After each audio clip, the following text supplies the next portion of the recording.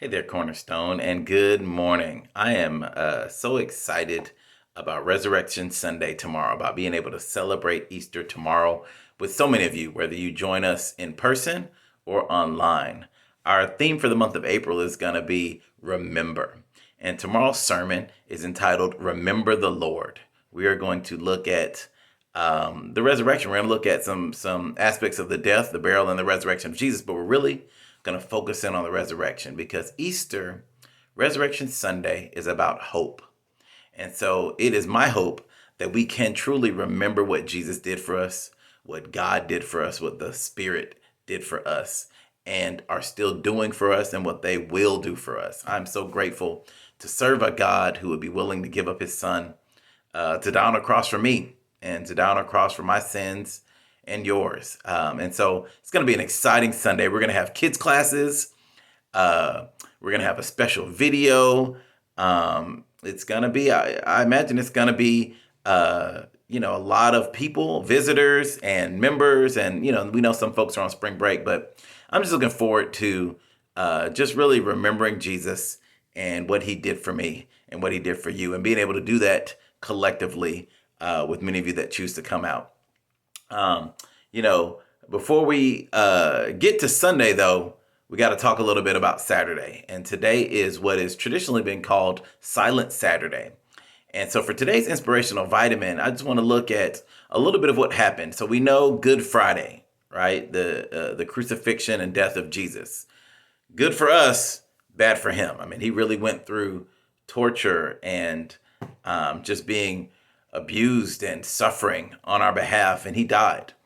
And there's only a little bit in the Bible that talks about what happens on Saturday, but I just want to read a couple of things. So over in Luke chapter 23, right after Jesus was, after Jesus was dead, Nicodemus and Joseph of Arimathea come and prepare his body, and they bury it. And in Luke 23, verse 55, it says, "Now the women who had come with him out of Galilee followed and saw the tomb and how his body was laid.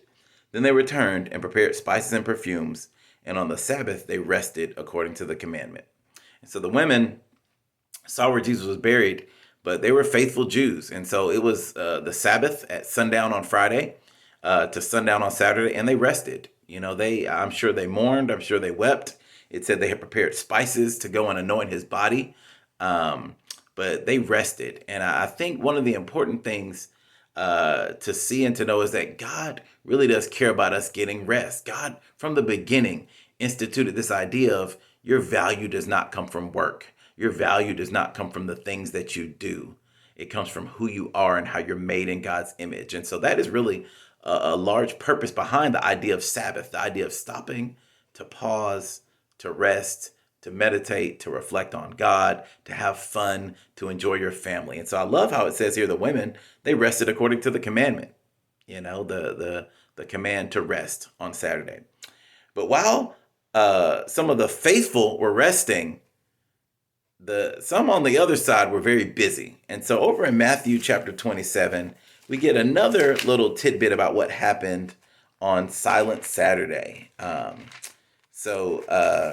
Jesus had been buried after Joseph had come and gotten the body.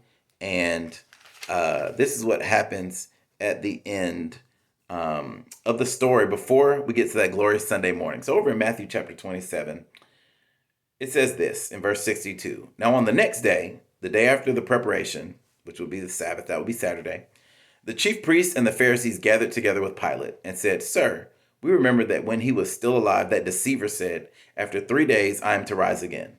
Therefore, give orders for the grave to be made secure until the third day. Otherwise his disciples may come and steal him away and say to the people, "He has risen from the dead," and the last deception will be worse than the first.' Pilate said to them, 'You have a guard. Go, make it as secure as you know how.' And they went and made the grave secure. And along with the guard, they set a seal on the stone."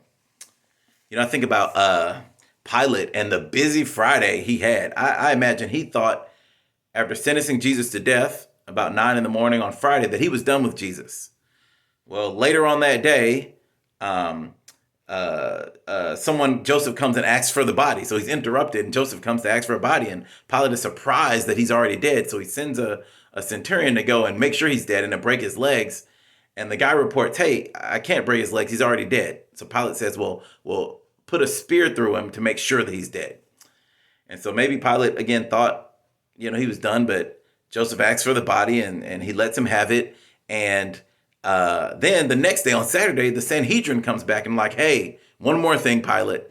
And they asked for the tomb to be made secure. And so what that meant was they were going to wrap ropes around the stone that was rolled in front of it, and there was going to be a seal put on it, a Roman seal, probably from Pilate's signet ring, which would have meant, hey, if you mess with this, you're messing with the Roman authorities, right? This will be trespassing.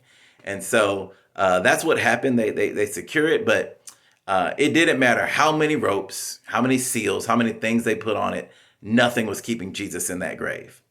And so one of the thoughts I'd like to leave you with today is, as it is Saturday, as you reflect on maybe the things you read about from Good Friday, and as you look forward to Sunday morning, the hope of the resurrection, really take some time to reflect. Evildoers are going to always be busybodies. They're always going to have plans and machinations and schemes, but we can rest in that God has us. God is faithful. God can be trusted. God is going to take care of us. So today, on this Saturday, on Silent Saturday, really reflect on Jesus, what he means to you, what he did for you, and really pray and spend time just thinking about God, thinking about Jesus, thinking about the Spirit, and looking forward to the hope of the resurrection, which we're going to celebrate tomorrow morning on Sunday.